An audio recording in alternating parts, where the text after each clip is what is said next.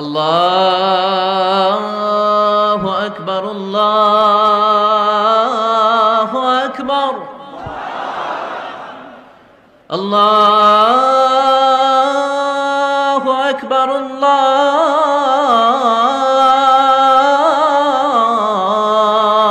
আকবার। ইন্নাল্লাহা ইয়া'মুরু বিল আদলি ওয়াল ইহসান, নিশ্চয় আল্লাহ তাআলা তোমাদেরকে ন্যায় বিচারের আদেশ দেন, সদাচরণের আদেশ দেন, নিকটাত্মীয়দেরকে দানের আদেশ দেন। আদেশ কয়টা? নিশ্চয় আল্লাহ তাআলা তোমাদেরকে ন্যায় বিচারের আদেশ দেন,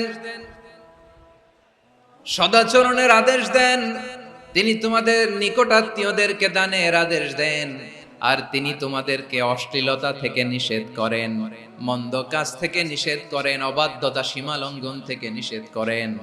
তিনি তোমাদেরকে উপদেশ দেন যাতে তোমরা শিক্ষা গ্রহণ করো। সুবহানাল্লাহ। উপদেশ দিচ্ছে স্বয়ং কে? তিনটা জিনিসের আদেশ। ইয়া'মুরু বিল আদল, সুবিচার ন্যায় বিচারের আদেশ তিনি দেন। ইহসানের আদেশ দেন, যাতে আমরা ইহসান করি, একে অপরের প্রতি সুবিচার করি, মহানুভবতা দেখায়, অনুগ্রহ দেখায়, আর নিকট আত্মীয়দেরকে যেন আমরা দান করি। এই তিনটা আদেশ তিনি দিয়েছেন। আর কোন তিনটা জিনিস থেকে তিনি বারণ করেছেন? অশ্লীলতা, ফাহশা, মুনকার, মানে সব মন্দ আর অসৎ কাজ, এগুলো থেকে তিনি আমাদেরকে বারণ করেন।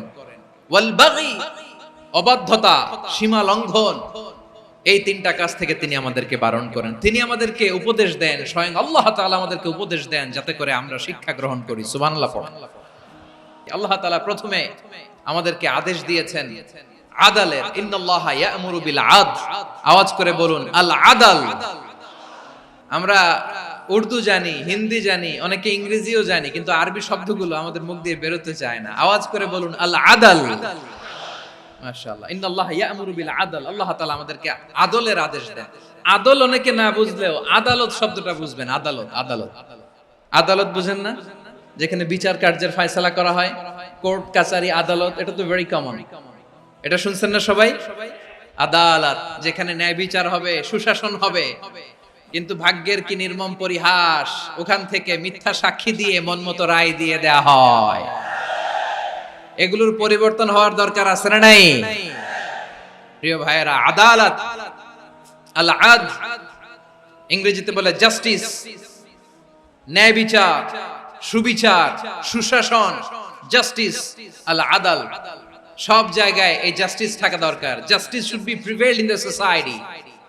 The mission of all prophet was to uphold the justice. সব নবীর মিশন ছিল এই জাস্টিসকে, আদালকে, সুশাসন আর সুবিচারকে নিশ্চিত করা। পড়েন সুবহানাল্লাহ। And the core message of every divine scripture was to uphold justice. পৃথিবীর সব আসমানি কিতাবের মূল শিক্ষা ছিল এই জাস্টিসকে সমাজে এনশিওর করা, সুবিচার, সুশাসনকে এনশিওর করা। তাহলে প্রিয় ভাইরা, আমরা বুঝতে পারলাম আল আদল শব্দের মানে হচ্ছে ইনসাফ বা সুবিচার বা ন্যায় বিচার। এটা হচ্ছে একটা general meaning, very general meaning. আপনি যদি ইন ডেপথ বুঝতে চান, আরো ভেতরে যান, তাহলে আদল মানে হচ্ছে সমন্বয়, আদল মানে হচ্ছে ভারসাম্য, ব্যালেন্স, আদল মানে হচ্ছে মধ্যম পন্থা। সুবহানাল্লাহ পড়েন। কারণ সব সময় সমান সমান হইলেই সুবিচার হয় না। কথা কি বুঝতেছেন? ইসলামের দ্য কনসেপ্ট অফ আদল, এটা এমন আদল, এটা সব সময় সমান সমান নয়। যখন সমান সমান দেয়া দরকার, ইসলাম সমান সমান দেয়। যখন ব্যালেন্স করা দরকার, চেক এন্ড ব্যালেন্স, সমন্বয়, ভারসাম্য করা দরকার, তখন ইসলাম ভারসাম্য করে দেয়। এটার নাম আদল। সুবহানাল্লাহ। সহজ করে আপনাদেরকে বুঝাই। যেমন ধরুন, একটা পরিবারের তিনজন সদস্য, স্বামী, স্ত্রী আর সন্তান। তাদের সকালবেলার ব্রেকফাস্টে, স্বামীর সকালের নাস্তায় স্বামীর 3টা রুটি লাগে, স্ত্রীর 2টা লাগে, আর সন্তানের 1টা রুটি লাগে। এখন আমি যদি সমান সমান করে আদল করতে চাই, সবাইকে যদি 3টা করে রুটি দেই, তাহলে স্বামী বেচারার জন্য ঠিক আছে, কি বলেন? কথা কি বুঝতেছেন না কষ্ট হয়ে যাচ্ছে? যদি সমান সমানের নিয়মে আগাই, তাহলে 3টা করে যদি রুটি দেই, স্বামীর জন্য ওকে, কিন্তু স্ত্রীর জন্য 1টা বেশি হয়ে যায়। আর সন্তানের জন্য কয়টা বেশি হয়? আচ্ছা, এই তো বুঝতেছেন, মাশাআল্লাহ। আচ্ছা, দুইটা করে যদি সবাই রে দেয় সমান সমান নীতিতে, তাহলে স্ত্রীর জন্য, স্ত্রী বেচারির জন্য ঠিক আছে, কিন্তু স্বামীর কয়টা কম পড়ে? আর সন্তানের বেশি হয়ে যায় কয়টা? আচ্ছা, সমান সমান নীতিতে সবাইকে যদি সকালের নাস্তার জন্য একটা করে রুটি দেই, সন্তানের জন্য ঠিক আছে, কিন্তু স্ত্রী বেচারির কম পড়ে কয়টা? স্বামীর কম পড়ে কয়টা? দুইটা। কথা কি বুঝতেছেন? আর আমি যদি স্বামীকে দেই তিনটা, স্ত্রীকে দেই দুইটা, আর সন্তানকে দেই একটা, তাহলে কারো অপচয় হবে না, যার যতটুকু দরকার ঠিক ততটুকুই কাজে লাগবে। চিল্লায় বলেন ঠিক কিনা?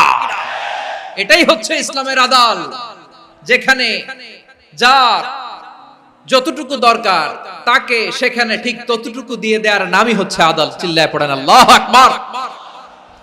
রব্বুল আলামিন বলেন, ইউসিকুমুল্লাহু ফি আওলাদিকুম লিযযাকারি মিসলু হাযযিল উনসায়াইন। আল্লাহ তোমাদেরকে ওসিয়ত করেন, তোমাদেরকে আদেশ দেন, উত্তরাধিকার সম্পদ যখন বন্টন হবে, ছেলেরা যতটুকু পাবে, মেয়ে পাবে তার অর্ধেক। সুবহানাল্লাহ বলেন। দেখেন, ছেলে যতদূর, মেয়ে অর্ধেক। ছেলে ডবল পাবে। আপাত দৃষ্টিতে মনে হয় এখানে অবিচার হয়েছে, কিন্তু আসলে কি অবিচার হয়েছে? আপনি বিয়ের ক্ষেত্রে যান, ওইখানে আবার ছেলে মোহরানা দেয়, মেয়ে সেখানে মোহরানা পায়। তাহলে চেক এন্ড ব্যালেন্স, ভারসাম্য, ব্যালেন্স, মধ্যম পন্থা এখানে আছে না নাই? এটাই হচ্ছে ইসলামের আদল। আল্লাহ তাআলা এই আদলের আদেশ দিয়েছেন, সুবিচার, ন্যায় বিচার, সুশাসন এবং ভারসাম্যের আদেশ দিয়েছেন। প্রিয় ভাইয়েরা, একটি শান্তিময় সমাজ, একটা সমৃদ্ধ সমাজ, একটা মানবিক সমাজ যদি আমরা পেতে চাই, এই আয়াতের মধ্যে যতগুলো পয়েন্ট আছে সবগুলোর বাস্তবায়ন লাগবে। এই আয়াতে আল্লাহ তাআলা একটা মানবিক সমাজের রূপরেখা টেনেছেন। তার প্রথম কথা হচ্ছে, ইন্নাল্লাহা ইয়ামুরু বিল আদল। আল্লাহ তাআলা তোমাদেরকে আদলের নির্দেশনা দেয়, সুবিচার, সুশাসনের নির্দেশনা দেয়। যে সমাজে আদল থাকে না, সেই সমাজে জুলুম মানুষের ঘাড়ে চেপে বসে। আদলের বিপরীত হচ্ছে জুলুম। আদলের বিপরীত কি? জুলুম বা জাওর, অত্যাচার, অবিচার, বৈষম্য। এই যে বৈষম্য বিরোধী ছাত্র আন্দোলন কমন পড়ছে? এই যে একজন সমন্বয়ক তো দেখা করলো আমার সাথে। জুলুম মানে হচ্ছে বৈষম্য। বৈষম্যের স্থান ইসলামে নাই, অবিচারের স্থান ইসলামে নাই, জুলুমের স্থান ইসলামে নাই। আল্লাহ তাআলা বলেন যে আমি জুলুমকে নিজের জন্য হারাম করেছি এবং তোমাদের জন্য হারাম করেছি। বিশ্বনবী ফরমান, আল্লাহ তাআলা বলেন হাদিসে কুদসিতে, ইয়া ইবাদি ইন্নী হারামতুয যুলমা আলা নাফসি ওয়া জাআলতুহু বাইনাকুম মুহাররামান ফালা তাযালামু। আমার গোলামেরা শোনো, নিশ্চয় আমি আল্লাহ তাআলা জুলুমকে আমি আমার উপরে হারাম করেছি, অনুরূপভাবে জুলুম করাকে তোমাদের উপরেও হারাম করেছি। ফলে ফালা তাযালামু, তোমরা একে অপরের সাথে জুলুম করো না। নির্দেশনাটা কার? খবরদার, জুলুমের সাথে আমাদের কোনো সম্পর্ক নাই। আল্লাহ তাআলা আদলের আদেশ দিয়েছেন, আদালতের আদেশ দিয়েছেন, সুশাসনের, ন্যায় বিচারের আদেশ দিয়েছেন। ইন্নাল্লাহা ইয়ামুরু বিল আদল। আমাদেরকে আদল প্রতিষ্ঠা করতে হবে। জুলুমের সাথে ইসলামের কোনো সম্পর্ক নাই। আল্লাহ তাআলা জালিমদের জন্য কঠিন শাস্তি প্রস্তুত করে রেখেছেন। এক্সট্রা জুডিশিয়াল কিলিং এর কোনো হিসাব নাই। বিচার বহির্ভূত হত্যা, এনফোর্স ডিসঅ্যাপিয়ারেন্স, গুম, যেটা সবচাইতে বড় মানবতা বিরোধী অপরাধ। কত মানুষ যে গুম হয়েছে তার কোনো ইয়ত্তা নাই। যেই ফ্যামিলির সদস্য গুম হয়েছে, তারা কি ওই লোকটার জন্য মাগফিরাতের দোয়া করবে নাকি সুস্বাস্থ্যের দোয়া করবে তারা নিজেরাও জানতো না। কারণ জানে না ও বেঁচে আছে না মরে গেছে। আহা, বিডিআর নওজোয়ানদের যারা ছাড়া পেল দেখলাম, বিনা অপরাধে, কোনো অন্যায় ছাড়া, অপরাধ ছাড়া তাদের জীবন থেকে, তাদের তারুণ্যের, তাদের যৌবনের 15 বছর, 16 বছর, 17 বছর নাই। 6 মাস বয়সের ছোট বাচ্চাকে রেখে জেলে গেছে। 6 মাসের মেয়ে বেরোয় দেখে মেয়ের বয়স 17 বছর। মেয়ে বাবারে চিনে না, বাবা মেয়েরে চিনে না। মেয়েকে এখন বিয়ে দিয়ে আরেক ছেলের হাতে তুলে দিবে। মেয়ের শৈশব বাবা দেখে নাই, মেয়ের কৈশোর বাবা দেখে নাই, মেয়ের তারুণ্য দেখে নাই। আরেক যুবককে দেখলাম 14 দিনের সংসার, 2 সপ্তাহের সংসার শেষে জেলে গেছে। কত যুবকের যে স্ত্রী চলে গিয়েছে ফ্যামিলি ছেড়ে, কারণ জানে না তো কবে আসবে, কি হবে, কেউ জানতো না। দাম্পত্য জীবনের মাত্র 14 দিনের স্মৃতি, এই স্মৃতিকে আঁকড়ে ধরে এক বোন 16টা বছর 17টা বছর কাটিয়ে দিয়েছে। আমি নিউজটা দেখে ভাবলাম আমার এই বোনের প্রতিটি দিন কিভাবে কেটেছে, প্রতিটি রাত কিভাবে কেটেছে, প্রতিটি ক্ষণ কিভাবে কেটেছে। বিশ্বনবী বলেছেন ইত্তাকি দাওয়াতাল মাজলুম ফাইন্না লাইসা বাইনাহু ওয়া বাইনাল্লাহি হিজাব। মাজলুমের কান্নাকে ভয় করো, কারণ মাজলুমের কান্না আর আল্লাহর মাঝে কোনো পর্দা থাকে না। আমরা আর এরকম কোন জুলুম বাংলাদেশে দেখতে চাই না, জোরে বলেন ঠিক কিনা? আমার প্রিয় বীর চট্টলার তৌহিদি মুসলমান, আমরা আর নতুন করে কেউ জালিম হোক এটা চাই না, নতুন করে আবার কেউ ফ্যাসিস্ট হোক আমরা চাই না, এক দল আরেক দলকে নিশ্চিহ্ন করার রাজনীতি করুক আমরা চাই না। আমরা সুশাসনের বাংলাদেশ চাই, মানবিক বাংলাদেশ চাই, আমরা একটা সমৃদ্ধ বাংলাদেশ চাই, আমরা বিশ্বের বুকে সম্মান নিয়ে মাথা উঁচু করে দাঁড়াতে চাই, ঠিক কিনা বলেন? আল্লাহ বললেন এটা যদি তোমরা চাও, একটা সমৃদ্ধ সমাজ যদি বিনির্মাণ করতে চাও, মানবিক সমাজ যদি বিনির্মাণ করতে চাও, আমি তোমাদেরকে সেজন্য প্রথমে আদালতের নির্দেশ দিলাম। ইন্নাল্লাহা ইয়া'মুরু বিল আদল, নিশ্চয় আল্লাহ তাআলা তোমাদেরকে ন্যায় বিচার সুশাসন এটার আদেশ দেন। সুবহানাল্লাহ। আদাল, ন্যায় বিচারের আদেশ আল্লাহ তাআলা কোরআনের বিভিন্ন আয়াতে দিয়েছেন। আল্লাহ তাআলা বলছেন ইন্নাল্লাহা ইয়া'মুরুকুম আন তুআদ্দুল আমানাতি ইলা আহলিহা ওয়া ইযা হাকামতুম বাইনান নাসি আন তাহকুমু বিল আদল ইন্নাল্লাহা নি'ম্মা ইয়া'iযুকুম বিহি ইন্নাল্লাহা কানা সামিআম বাসীরা। আল্লাহ তাআলা বললেন, আল্লাহ আদেশ দিচ্ছেন যে ব্যক্তি আমানতের হকদার তার হাতে তোমরা আমানত পৌঁছে দাও, আর যখন তোমরা বিচার কার্য করবে, বিচার ফয়সালা করবে, আদালতের সাথে করো। সুবহানাল্লাহ বলেন। ওয়া ইযা হাকামতুম বাইনান নাসি আন তাহকুমু বিল আদল, আদালতের সাথে করবা। আল্লাহ তাআলা বলেন যারা জাজ হবে, বিচারক হবে, তাদের যদি বাদী বিবাদীর কারো সাথে শত্রুতা থাকে, কারো সাথে যদি কোনো ধরনের রেষারেষি থাকে, আল্লাহ বলেন বিচার কার্য করতে যে ওই শত্রুতা রেষারেষির কারণে আদালতের বাইরে যে অবিচার করে বিচার করো না। ওয়ালা ইয়াজরিমান্নাকুম শানাআনু কওমিন আলা আল্লা তা'দিলু ই'দিলু হুয়া আকরাবু লিত্তাকওয়া ওয়াত্তাকুল্লাহা ইন্নাল্লাহা খাবীরুম বিমা তা'মালুন। খবরদার কোন জাতির প্রতি, কোন গোষ্ঠীর প্রতি, কোন গোত্রের প্রতি আক্রোশ যেন তোমাদেরকে ন্যায় বিচার থেকে দূরে সরিয়ে না দেয়, বরং আমি আল্লাহর আদেশ হলো ই'দিলু, তোমরা আদল করো, ন্যায় বিচার করো, সুবিচার করো, সুশাসন প্রতিষ্ঠা করো। হুয়া আকরাবু লিত্তাকওয়া, এটাই তাকওয়ার সবচেয়ে কাছাকাছি। সুবহানাল্লাহ বলেন। কোরআনের বিভিন্ন আয়াতে আল্লাহ তাআলা স্পেসিফিকলি ধরে ধরে বিচার করার সময় আমরা যেন আদল করি সেটা বলেছেন। কোরআনের কোন কোন জায়গায় আল্লাহ তাআলা এই আল আদল শব্দটা ব্যবহার করেছেন। আবার একই জিনিস ইনসাফ, সুবিচার, সুশাসন, ন্যায় বিচার, ন্যায় পরায়ণতা বুঝাতে আল্লাহ তাআলা কখনো কখনো আল কিসত শব্দটা ব্যবহার করেছেন। আল্লাহ তাআলা বলেন ওয়া ইন হাকামতা ফাহকুম বাইনাহুম বিল কিসতি ইন্নাল্লাহা ইউহিব্বুল মুকসিতিন।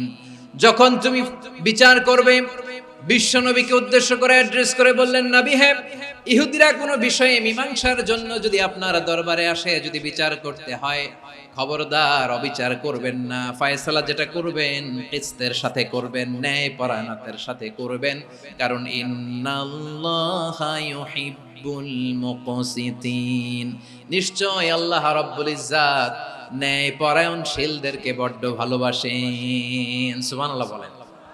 ন্যায়পরায়ণ লোকদেরকে আল্লাহ তাআলা বড্ড ভালোবাসেন। অন্য আয়াতে আল্লাহ তাআলা বলছেন ونضع الموازين القسط ليوم القيامة فلا تظلم نفس شيئا আমি কিয়ামতের দিন ন্যায়পরায়ণতার মানদণ্ড স্থাপন করব, যেটাকে আমরা মিজানের পাল্লা বলি। আল্লাহ বলেন ন্যায় বিচারের মানদণ্ড কিয়ামতের ময়দানে আমি আল্লাহ স্থাপন করব। সেদিন কারো প্রতি বিন্দু পরিমাণ, এক চুল পরিমাণ অবিচার করা হবে না, কোনো বিচার করা হবে না। সেদিন সুশাসন হবে, সুবিচার হবে, ন্যায় পরায়ণতার সাথে বিচার হবে। আওয়াজ করে পড়েন আল্লাহু আকবার। তাহলে প্রিয় ভাইরা, যে তিনটি বিষয়ে আল্লাহ তাআলা আমাদেরকে আদেশ দিয়েছেন, তার প্রথমটা হচ্ছে আদালত, ইনসাফ, সুবিচার, ন্যায় বিচার। এটা আমরা চাই কি চাই না?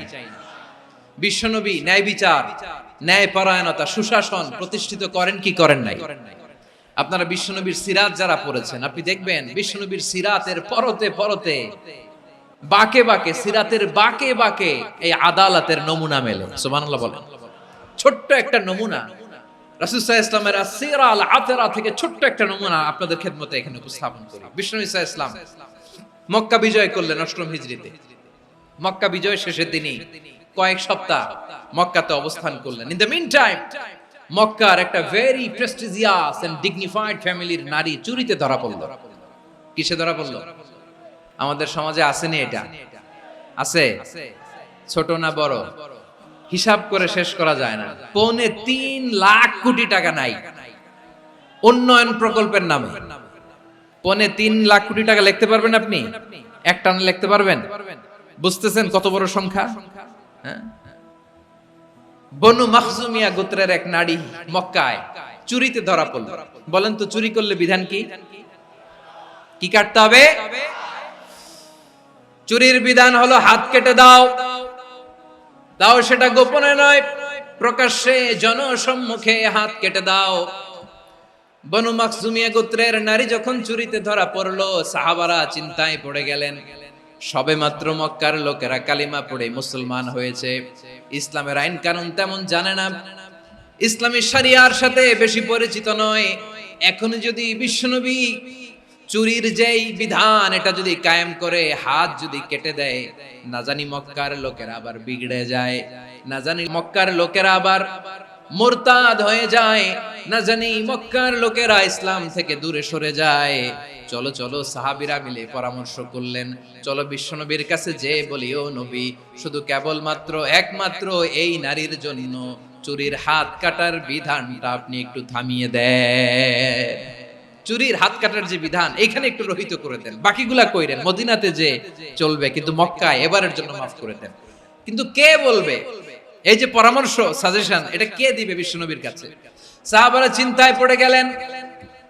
আল্লাহর নবীর সামনে দাঁড়িয়ে আল্লাহর দেয়া হুদুদ, আল্লাহর দেয়া বিধান থামিয়ে দেওয়া, মাফ করে দেওয়া, এই কথা বিশ্বনবীর সামনে বলার সাহস তো কেউ রাখে না। কেউ কেউ বলল, বিশ্বনবীর পালক পুত্র যায়েদ বিন হারেসার সন্তান উসামারে বিশ্বনবী নাতির মতো আদর করে, বড্ড বেশি ভালোবাসে উসামারে। এজন্য সাহাবারা উসামাকে বলতো হিব্বু রাসূলিল্লাহ, বিশ্বনবীর ভালোবাসা। কি বলতো? সাহাবীরা বললেন, বিশ্বনবীর ভালোবাসা হিব্বু রাসূলিল্লাহ, উসামারে পাঠাও। উসামারে বিশ্বনবী নাতির মতো স্নেহ করে, মায়া করে, ভালোবাসে। আমরা পারবো না, উসামা পারবে। সবাই মিলে ফুলিয়ে ফুসিয়ে ওসামাকে, ছোট্ট ওসামাকে রাজি করালো। ওসামা এমন এমন কথা যে তুমি বিশ্বনবীর কাছে বলতে হবে, পারবা নাকি? ওসামা বলে, পারবো। সাইয়েদনা ওসামা রাদিয়াল্লাহু তাআলা আনহু তরুণ সাহাবী বিশ্বনবীর কাছে গেলেন, যে বললেন, নবী, বনু মাখজুমিয়া গোত্রের এক নারী চুরিতে ধরা পড়েছে, এবারের জন্য কি এই মহিলাটারে মাফ করে দিলে হয় না? এবারের জন্য একটু ক্ষমা করা যায় না নবী? বিশ্বনবী বলেন, আতাশফাউ ফি হাদ্দিম মিন হুদুদিল্লাহ, তোমার এত বড় সাহস উসামা, তুমি আল্লাহর হাত, আল্লাহর দেয়া বিধান, এটার ব্যাপারে সুপারিশ করতে এসেছো? তোমরা কি জানো তোমাদের আগে যত কওম, যত গোত্র, যত জনপদ ধ্বংস হয়েছে তার কারণ ছিল তাদের মধ্যে গরিবরা অন্যায় করলে তারা বিচার করত, আর ধনীরা অন্যায় করলে তারা মাফ করে দিত। খবরদার! ওয়া আইমুল্লাহ লাউ আন্না ফাতিমাতা বিনতি মুহাম্মাদিন সারাকাত লাকাতা মুহাম্মাদুন ইয়াদাহা। বিশ্বনবী বললেন, ওরে ওসামা, বনু মাখজুমিয়ার ওই প্রেস্টিজিয়াস এন্ড ডিগনিফাইড ফ্যামিলির মেয়ে তো দূর কি বাত, অনেক দূরের কথা। জেনে রেখো উসামা, আমার কলিজার টুকরা নয়নের পুটুলি ফাতেমাও যদি মক্কার জমিনে আজকে এই চুরির দায়ে ধরা পড়তো, আমি বিশ্বনবী মুহাম্মদুর রাসূলুল্লাহ ধরে ফাতেমার ডান হাতটা কেটে দিতে এক বিলম্ব দেরি করতাম না। ইন্নাল্লাহা ইয়া'মুরু বিল আদল, আমাদেরকে জাস্টিস শিখায়। পশ্চিমারা আমাদেরকে ইনসাফ শিখায়, আমাদেরকে সুশাসন শিখায়। আর ইনসাফ, সুশাসন, ন্যায় বিচার, সুবিচার, জাস্টিস কারে বলে বিশ্বনবীর বায়োগ্রাফি থেকে জেনে নাও। এই ছিল বিষ্ণু ইসা ইসলামের আদালতের নমুনা। আপনি যদি সাইয়েদনা ওমরে ফারুকের জীবনের দিকে তাকান, এমন কঠোর, এমন বীর সেনানী ছিলেন। সাইয়েদনা ওমরে ফারুক যদি রাস্তার এই মাথা দিয়ে হাঁটা শুরু করতেন, শয়তান ওমরে ফারুককে দেখলে ওই রাস্তা রেখে দিয়ে অন্য রাস্তা দিয়ে হাঁটতো। সুবহানাল্লাহ। ওমরে ফারুক রাদিয়াল্লাহু তাআলা আনহু কি পার্সোনালিটি ছিল, কি পার্সোনালিটি। আমাদের এলাকায় ছোট বাচ্চারা রাতে ভাত খেতে চায় না, আমার মেয়েটাও খেতে চায় না। এই এটা দিব, ওইটা দিব, আজকে মাহফিলে আসার সময় বলে দিছে লিস্ট করে এটা এটা আনতে হবে। তো ছোট্ট বাচ্চাদের অনেক বায়না থাকে, ওরা রাতে খেতে চায় না। তো মায়েরা বিভিন্ন ভয় দেখায়, এই বাঘ আসবে, বাঘ আসবে খাও, এই ভূত আসবে, ভূত আসবে খাও। আপনারা কি বলেন চট্টগ্রামে? ভূত, ভূত, ভূত আসবে, বাঘ আসবে, খাও খাও খাও, তাড়াতাড়ি খাও। তো বাচ্চারা এগুলো শুনে ভয়ে খেতে শুরু করে। মদিনার জমিনেও একই ঘটনা ঘটতো। মদিনার ছোট্ট ছোট্ট সোনামণিরা খেতে চাইতো না। তো মায়েরা বলতো, হা হুয়া ইয়াতি উমর, হা হুয়া ইয়াতি উমর, ওই যে ওমর আসতেছে, ওমর। ওমরে ফারুকের কথা শুনলে বাচ্চারা একেবারে ঠান্ডা। প্রভু তুমি বলেছ রাসূল দেবে না, বলনি দেবে না ওমর, বলনি দেবে না হামজা তারি, খালিদ বিজয় সমর। প্রভু তুমি বলেছ রাসূল দেবে না, বলনি দেবে না ওমর, বলনি দেবে না হামজা তারি, খালিদ বিজয় সমর। প্রভু তুমি বলেছ রাসূল দেবে না। আল্লাহু আকবার। ওমর ফারুক রাদিয়াল্লাহু তাআলা আনহু, ওনার কথা শুনলে গায়ের মধ্যে গুজবাম হয়, গায়ের পশমগুলো দাঁড়িয়ে যায়। সুবহানাল্লাহ বলেন। কি পার্সোনালিটি ছিল, কি ব্যক্তিত্ব ছিল। মুনাফিকরা ওমর ফারুককে জমের মতো ভয় পেত। শয়তান, খুদ শয়তান এই রাস্তা দিয়ে আসলে শয়তান অন্য রাস্তা দিয়ে হাঁটত। ওমর ফারুক রাদিয়াল্লাহু তাআলা আনহুর জীবনে যদি দেখেন, তাহলে সেখানে আপনি আদালতের, ইনসাফের, সুশাসনের, জাস্টিসের নমুনা দেখতে পাবেন। কয়টা শুনবেন? সাইয়েদনা ওমর ফারুক রাদিয়াল্লাহু তাআলা আনহুর সন্তান আব্দুর রহমান মিশরে মদ খেয়ে মদ্যপ অবস্থায় ধরা পড়েছে। মদ খাওয়ার কারণে, মদ যদি কেউ পান করে আর যদি প্রমাণিত হয়, তার বিচার হলো 80 বেত। আওয়াজ করে বলেন কয় বেত? বাংলাদেশেও তো এই আইন আছে নাকি? বাংলাদেশে আছে? হ্যাঁ, মদ খাইলে 80 বেত, এই আইন বাংলাদেশে চালু হোক, আমরা চাই কি চাই না? একেবারে সহজ, পানির মতো সহজ হিসাব, একেবারে সহজ। ওমর ফারুক রাদিয়াল্লাহু তাআলা আনহু ছেলে ভুল করে মদ পান করে ফেলেছিলেন। আব্দুর রহমান, ঘটনা ঘটেছে মিশরে। মিশরের গভর্নর তখন আমর ইবনে আস রাদিয়াল্লাহু তাআলা আনহু। আব্দুর রহমানের ভাই যে গভর্নরকে বলল, গভর্নর যদি একটু দয়া করেন, খলিফার ছেলে আমার ভাই আব্দুর রহমান মদ্যপ অবস্থায় ধরা পড়েছে, জনসম্মুখে যদি আপনি বেত্রাঘাত করেন আমাদের প্রেস্টিজ থাকে না, যদি 80 বেত আপনি মারেন আমার কোনো কথা নাই, কিন্তু ঘরের ভেতরে মারেন। আব্দুর রহমানের ভাইয়ের সুপারিশ শুনে সাইয়েদনা আমর ইবনে আস রাদিয়াল্লাহু তাআলা আনহু রাজি হয়ে গেলেন। ঘরের ভেতরে লোকচক্ষুর আড়ালে 80 বেত তিনি মানলেন। কিন্তু ঘটনাক্রমে এই কথা লুকিয়ে লুকিয়ে ঘরের ভেতরে 80 বেত মারার কথা সাইয়েদনা ওমর ফারুক মদিনা থেকে জানতে পারলেন। মদিনা থেকে তিনি ফরমান জারি করলেন, এই বিচার যেমনটি আমর ইবনে আস আদায় করেছে, এটা প্রকৃতপক্ষে আদায় হয় নাই। আসো সবাই মদিনায় আসো, আমর ইবনে আস মদিনায় আসো, আব্দুর রহমানও আসো, সবাই আসো, জনসম্মুখে এই বিচার কার্যকর করতে হবে। সাইয়েদনা ওমর ফারুক মসজিদে নববীর পিলারের মধ্যে নিজের ছেলেকে বাঁধলেন, আবার জনসম্মুখে ৮০টা বেত তার গায়ের মধ্যে মারলেন। মাজমুয়ে ফাতাওয়া ইবনে তাইমিয়া রাহিমাহুল্লাহ উনি এটা নকল করেছেন। এটা সবচেয়ে বিশুদ্ধ মত। আরো অনেক মত আছে, মারা গেছে কবরের উপর, ওগুলো বাদে দিলাম। কেমন খলিফা ছিলেন, কেমন খলিফা! পশ্চিমারা তোমরা জাস্টিস আমাদেরকে শেখাও, ইনসাফ কারে বলে, সুশাসন আমাদেরকে তোমরা শিখাও। ওমরে ফারুক রাদিয়াল্লাহু তাআলা আনহু ওইটাকে, ওই বিচারকে তিনি ধর্তব্য মনে করেন নাই। মদিনাতে এনে আবার জনসম্মুখে আবার ৮০ বেত মেরেছেন। মিশরে ওমরে ফারুক রাদিয়াল্লাহু তাআলা আনহু আমর ইবনুল আসকে গভর্নর করে পাঠালেন। সেখানে আমর ইবনুল আসের ছেলে একটা প্রতিযোগিতায় রানার আপ হয়েছে। এক মিশরি সেখানে চ্যাম্পিয়ন হয়েছে। রানার আপ বুঝতে পেরেছেন তো? সেকেন্ড হয়েছে। এক মিশরি হয়েছে চ্যাম্পিয়ন, প্রথম। কিন্তু গভর্নরের ছেলে ও জিততে পারে নাই। ও রাগে ওই মিশরির গায়ের মধ্যে কয়েকটা লাঠি দিয়ে বাড়ি মেরেছে। মিশরি যে মদিনাতে ওমরে ফারুকের কাছে বিচার দিলেন, আপনার গভর্নরের ছেলে অন্যায়ভাবে আমার গায়ে হাত তুলেছে। সাইয়েদনা ওমরে ফারুক আবার ফরমান জারি করলেন, আসো মদিনাতে আসো। মিশরীকে ডাকলেন। ওই মিশরের গভর্নর আমর ইবনুল আস রাদিয়াল্লাহু তাআলা আনহুকে ডাকলেন, তার ছেলেকেও ডাকলেন। সবাই বসে রইল। আমর ইবনুল আস রাদিয়াল্লাহু তাআলা আনহু মাথা নিচু করে বসে আছেন, লজ্জায় কাচুমাচু। হায় হায়, আজকে আমার ছেলের কারণে আমিরুল মুমিনিন খলিফাতুল মুসলিমিন ওমরে ফারুকের কাছে আমি জনসম্মুখে লজ্জিত হচ্ছি।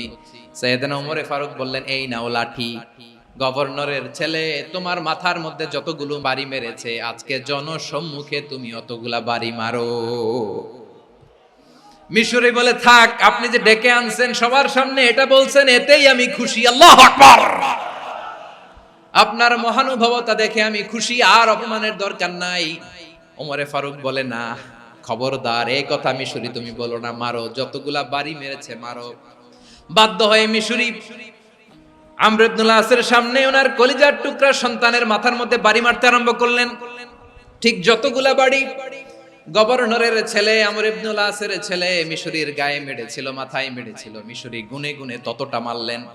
এই দৃশ্য দেখে ওমরে ফারুক রেগে মেগে আগুন, রাগের চোটে রাগ সামলাতে না পেরে, আর নিজেকে সামলাতে না পেরে মিশরিরে বললেন, ছেলেরে মারা শেষ হয়ে গেলে এবার বাবার টাক মাথার মধ্যে কয়েকটা বাড়ি মার। রাগের চোটে, আউট অফ অ্যাঙ্গার, রাগের চোটে, যে আমার পাঠানো গভর্নর আমর ইবনুল আস তার ছেলেকে কেন আদব তারবিয়া কেন শিক্ষা দিতে পারে না। ছেলেরে মারা হইলে এবার আমর ইবনুল আসের মাথার মধ্যে দুইটা মারো। এটা রাগে বলেছে, এটা শাস্তি হিসেবে না। সুবহানাল্লাহ পড়ো। তোমরা আমাদেরকে সুশাসন শিখাও। বিশ্বনবী বলেন, আদালত এটা যেন তেন বিষয় না, এটা দিয়েই মানবিক সমাজ গড়তে হবে। আল্লাহ তাআলা কিয়ামতের কঠিন ময়দানে, যেদিন স্বামী স্ত্রীকে চিনবে না, স্ত্রী স্বামীকে দেখে পালিয়ে যাবে, বন্ধু বন্ধুরে চিনবে না, পীর সাহেব মুরিদরে চিনবে না, মুরিদ পীর সাহেবরে চিনবে না, দলের কর্মী তার নেতারে চিনবে না, নেতা তার কর্মীরে চিনবে না, বন্ধু বন্ধুরে দেখে পালাবে। এই কঠিন মুহূর্তে সূর্যটা মাথার কাছে চলে আসবে, জমিনটা তামার জমিন হবে। আজকের জমিনের মতো নয়। মানুষ ঘর্মাক্ত, ক্লান্ত, শ্রান্ত মাথার মগজগুলো কানের ছিদ্র আর নাকের ছিদ্র দিয়ে বেয়ে বেয়ে পড়বে। বিশ্বনবী ফরমান, কিয়ামতের ওই কঠিন ময়দানে 7 শ্রেণীর ব্যক্তিকে রব্বুল আলামিন তার আরশের নিচে ছায়া দিবেন। তার মধ্যে প্রথম শ্রেণীর ব্যক্তি হলো ইমামুন আদিল, যে ইনসাফের সাথে বিচার করে, যে জাস্টিস সমাজে সার্ভ করে, যে সুশাসন নিশ্চিত করে, ওই ইমামুন আদিল। আদিল শব্দটা বুঝছেন না? ইন্নাল্লাহা ইয়া'মুরু বিল আদল, পাইছেন? আদিল। 7 শ্রেণীর ব্যক্তিকে আল্লাহ তাআলা সুশীতল আরশের নিচে ছায়া দিবেন, যেদিন তার দেয়া ছায়া ছাড়া কোনো ছায়া থাকবে না। এর প্রথম হচ্ছে ইমামুন আদিল, ন্যায়পরায়ণ শাসক। চিল্লায়ে বলেন সুবহানাল্লাহ। আবার বিশ্বনবী বললেন, ইন্নাল মুকসিতিনা ইনদাল্লাহি আলা মানাবিরা মিন নূর আন ইয়ামিনির রহমান। কিয়ামতের দিন যারা ন্যায় পরায়ণ হিসেবে আল্লাহর সামনে দাঁড়াবে, কিয়ামতের দিন রব্বুল আলামিন তার আরশের ডান দিকে ওই ন্যায় পরায়ণ লোকদের জন্য আরশের ডান দিকে একটা নূরের মিম্বারে তাদেরকে বসার সুযোগ করে দিবে। আল্লাহর আরশের ডান দিকে ন্যায়পরায়ণ লোকদের জন্য আল্লাহ তাআলা নূরের মিম্বার বানাবে। চারটেখানে কথা মনে করেছেন? আল আদাল, জাস্টিস, ইন্নাল্লাহা ইয়া'মুরু বিল আদল। আল্লাহ তাআলা এই আদালতের নির্দেশনা দেন, সুবিচার, সুশাসন। প্রিয় ভাইয়েরা, এটা আমরা বাংলাদেশে চাই কি চাই না? এই যে অরাজকতা, এই যে অন্যায়, এই যে জুলুম, এই যে ইনকনসিস্টেন্সি, সমাজের অসঙ্গতির প্রধান কারণ জাস্টিস নাই, সুবিচার নাই, সুশাসন নাই। শেষবারের মতো আওয়াজ করে বলেন তো, আমরা বাংলাদেশে আদল চাই কি চাই না? তাহলে প্রথম নির্দেশনা শেষ। আল্লাহ তাআলা তোমাদেরকে আদলের আদেশ দেন। এরপরে আল্লাহ বললেন, আমি তোমাদেরকে ইহসানের আদেশ দেই। ইন্নাল্লাহা ইয়া'মুরু বিল আদলি ওয়াল ইহসান। আমি তোমাদেরকে যেমনি আদলের নির্দেশনা দেই, তেমনি ভাবে তোমাদেরকে ইহসানের নির্দেশনা দেই। ইহসান, আওয়াজ করে সবাই বলেন তো, ইহসান। ইহসান মানে কারো প্রতি সফট হার্টেড হওয়া, মহানুভব হওয়া, অনুগ্রহ পরায়ণ হওয়া, অনুগ্রহশীল হওয়া, একে অপরের প্রতি দয়াদ্র হওয়া। একে অপরের প্রতি দয়াদ্র, অনুগ্রহশীল হওয়া ছাড়া মানবিক সমাজ কশিনকালেও গঠন করা সম্ভব না। প্রিয় ভাইয়েরা, সুন্দর আচরণ দিয়ে, ইহসান দিয়ে যা জয় করা যায়, নরম আচরণ দিয়ে যেটা অর্জন করা যায়, কঠোরতা দিয়ে সেটা পারা যায় না। বিষ্ণু ঈসা ইসলাম ইহসান দিয়ে, কোমল আচরণ দিয়ে, তার অনুগ্রহ দিয়ে তিনি অনেক কাফিরের হৃদয়কে জয় করে ফেলেছেন। সাইয়েদনা সুমামা ইবনে উসাল রাদিয়াল্লাহু তাআলা আনহুর কথা মনে পড়ে যায়। তিনি ছিলেন ইয়ামামার বাদশা। মদিনাতে বিশ্বনবীকে হত্যা করার নিয়তে এসেছিলেন। গোপনে গোপনে বিশ্বনবীকে হত্যা করে আবার ইয়ামামাতে তিনি ফিরে যাবেন। কিন্তু কি অবাক করা কাণ্ড, হত্যা করতে পারে নাই, সাহাবাদের হাতে তিনি ধরা পড়ে গেলেন। সাইয়েদনা সুমামা ইবনে উসাল রাদিয়াল্লাহু তাআলা আনহু হত্যার নিয়তে আসলেন, কিন্তু হত্যা করতে পারলেন না। সাহাবারা ওনাকে ধরে ফেললেন, ধরে মসজিদে নববীর পিলারের মধ্যে বেঁধে রাখলেন। সুমামা ইবনে উসাল, সিরাত থেকে শুনে, সিরাত থেকে শোনাচ্ছি, রাদিয়াল্লাহু তাআলা আনহু ইয়ামামার অধিপতি ছিলেন। বিশ্বনবীকে হত্যার জন্য আসছেন, ধরা পড়ে গেছেন, এখন মসজিদে নববীতে বেঁধে রাখছেন। তার মানে বন্দী। এখন স্ট্যাটাস কি? বন্দী, ক্যাপটিভ। বিষ্ণু ঈসা ইসলাম সাহাবাদেরকে বললেন, তার খোঁজ খবর নিও, সুমামা ইবনে উসালের খোঁজ খবর নিও। সাহাবারা বলেন, ইয়া রাসূলুল্লাহ, আপনাকে হত্যা করতে এসেছে, তার তো কঠিন ক্যাপিটাল পানিশমেন্ট হওয়া দরকার, কঠিন শাস্তি হওয়া দরকার। বিশ্বনবী বললেন, না, আমি যেটা জানি তোমরা সেটা জানো না, তোমরা সুমামার সাথে ভালো আচরণ করো। বিশ্বনবী সুমামার কাছে গেলেন। প্রথম দিন যে তিনি কালেমার দাওয়াত দিলেন, ইমানের দাওয়াত দিলেন, ইসলামের দাওয়াত দিলেন, রিসালাতের দাওয়াত দিলেন, আখিরাতের দাওয়াত দিলেন। পরের দিন যে বিশ্বনবী সালাতের দাওয়াত দিলেন, যাকাতের দাওয়াত দিলেন, ইসলাম কি, কিভাবে, কেমন করে পালন করতে হয় চমৎকার আর্টিকুলেট করতে শুরু করলেন। তন্ময় হয়ে সুমামা ইবনে উসাল রাদিয়াল্লাহু তাআলা আনহু বিশ্বনবীর কথাগুলো শুনতে আরম্ভ করলো। একদিন নয়, দুই দিন নয়, টানা 3 দিন বিশ্বনবী সুমামার কাছে ইসলামকে প্রেজেন্ট করেছেন, উপস্থাপন করেছেন। আওয়াজ করে বলেন, কয় দিন? 3 দিন। 3 দিন মসজিদে নববীতে বাধা। আর সাহাবীদেরকে বললেন, তার খোঁজ খবর নিও, তোমরা যে রুটি বানাও এর মধ্যে সবচেয়ে ভালো আটার রুটিটা তারে দিও, সবচেয়ে রিফাইন্ড খেজুর, যেটা পিওর খেজুর, এটা তারে দিও। আর বিশ্বনবী নিজের উট থেকে দুধ দহন করে ওনার বাড়ির এক কর্মচারীকে বলেছেন, দুধ দহন করে সুমামার জন্য নিয়ে যেও। সুবহানাল্লাহ পড়বেন না? সবাই তো অবাক, ইয়ামামা থেকে আসছে নবীকে হত্যা করতে, বিশ্বনবী দেখে তারে জামাই আদর করে। একদিন নয়, 2 দিন নয়, টানা 3 দিন বিশ্বনবী এভাবে সুমামার কাছে যে ইসলামকে প্রেজেন্ট করতে আরম্ভ করলেন, ইসলামকে উপস্থাপন করতে শুরু করলেন। আর তাকে চমৎকার এন্টারটেইনমেন্ট, আপ্যায়ন দিতে আরম্ভ করলেন। টানা 3 দিন যখন ইসলামের দ্য বিউটিজ অফ ইসলাম, ইসলামের সুমহান বাণী, সৌন্দর্য তার কাছে উপস্থাপন শেষ, তাকে আপ্যায়ন শেষ, বিশ্বনবী বললেন সাহাবাদেরকে, যাও এবার সুমামার হাতের পায়ের রশি দুটো খুলে দাও। সাহাবারা তর্ক জুড়ে দিলেন, লা ইয়া রাসূলুল্লাহ, এমনটা করবেন না, তো ভয়ঙ্কর ভয়ঙ্কর খুনি, কি জানি কি হয়ে যায়। বিশ্বনবী বললেন, না, তার হাতে পায়ের রশিগুলো খুলে দাও। সাহাবারা বিশ্বনবীর কথা মতো তার হাতে পায়ের রশিগুলো খুলে দিল। সুমামা মুহূর্তের মধ্যে মসজিদে নববী থেকে বের হয়, ইয়ামামায় ফিরে না যে মসজিদে নববীর পাশে একটা খেজুর বাগান ছিল সেখানে চলে গেলেন। সেখানে একটা ছোট্ট কুয়া ছিল, কুয়ার পানি দিয়ে তিনি গোসল করলেন। সুবহানাল্লাহ পড়েন। কুয়ার পানি দিয়ে গোসল করে মসজিদে নববীর সামনে এসে বিশ্বনবী এবং সাহাবাদের সামনে দাঁড়িয়ে সাব্বাবা উঁচু করে বললেন, আশহাদু আল্লা ইলাহা ইল্লাল্লাহ ওয়া আশহাদু আন্না মুহাম্মাদান আবদুহু ওয়া রাসূলুহু। আমি সাক্ষ্য দিচ্ছি আল্লাহ ছাড়া কোনো ইলাহ নাই, আর মুহাম্মদ আল্লাহ তাআলার প্রেরিত বান্দা এবং রাসূল। প্রিয় ভাইয়েরা, ইহসান দিয়ে যা জয় করা যায়, কঠোরতা দিয়ে সেটা কঠিনকালেও জয় করা যায় না। আওয়াজ করে বলেন ঠিক কি না? এবার সুমামা দাঁড়িয়ে বলে, ওগো নবী, আমি তো কালিমা পড়ে মুসলমান হয়ে গেলাম, এবার শোনেন, এই মুহূর্তের আগে আপনার চেহারার চাইতে নিকৃষ্ট কোনো চেহারা আমার কাছে ছিল না, কিন্তু শাহাদা পাঠ করার পরে আপনার চেহারার চাইতে উত্তম শ্রেষ্ঠ কোনো চেহারা আমার কাছে আর নাই। ও নবী, আজকের দিনের আগে ইসলাম ধর্মের চেয়ে নিকৃষ্ট অপছন্দনীয় কোনো ধর্ম আমার কাছে ছিল না, কিন্তু এই মুহূর্ত থেকে ইসলামের চেয়ে সেরা শ্রেষ্ঠ পছন্দনীয় কোনো ধর্ম আমার কাছে নাই। নবী গো, আজকের দিনের আগে মদিনার চাইতে অপছন্দনীয় নিকৃষ্ট কোনো শহর আমার কাছে ছিল না, কিন্তু এই মুহূর্তের পর থেকে মদিনার চাইতে কোনো শ্রেষ্ঠ শহর আমার জানা নাই। সে ছিল গমের বড় ডিলার, গম বেচতো। কি বেচতো? তার গম কিনে মক্কার লোকেরা রুটি খাইতো। সে ঘোষণা দিল, আজকে থেকে মক্কাবাসীদের জন্য সব গম আমি হারাম করে দিলাম, মক্কাবাসী এখন না খেয়ে মরে। সুবহানাল্লাহ পড়বেন না?